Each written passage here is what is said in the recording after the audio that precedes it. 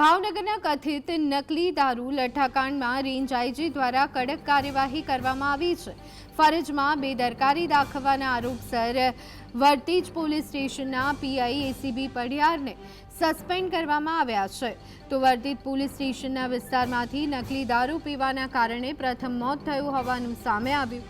સમગ્ર ઘટનામાં અનઓફિશિયલ આંકડા મુજબ 10 લોકોના મોત થયા હોવાની માહિતી છે, જ્યારે તંત્ર દ્વારા હાલ 7 મોતની પુષ્ટિ કરવામાં આવી છે।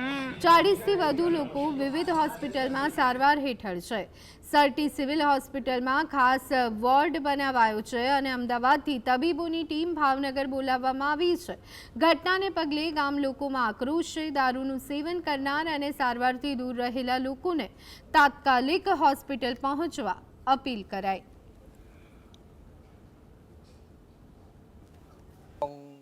કીધો તો એટલે ટૂંકમાં આપણે કરાવ્યું રિપોર્ટ બેપોર્ટ એટલે આપણે ટૂંકમાં પહોંચી ગયા ટેમો ટેમ એ રીતનું બધું સારું છે આપણે એટલે આપણે કોઈ કાંઈ વસ્તુ આવી નથી, બધી નોર્મલમાં સારી છે અને ટ્રીટમેન્ટ અહીંયા બહુ સારી થઈ છે। દારૂ તો ગામમાં પીધો તો લાવ્યા હતા એટલે બધા કમ્પ્લીટ થઈ ગયું, તાત્કાલિક રિકવરી મળી ગઈ હતી। આ દારૂ ક્યાંથી લાવવામાં આવ્યો? દારૂ ને અમારા ખરકડીમાં એક ભાઈ વેચે છે, શું નામ? એનું નામ ધર્મેન્દ્રસિંહ, એની પાસેથી આ ઉપેન્દ્રસિંહ લઈ આવ્યા હતા।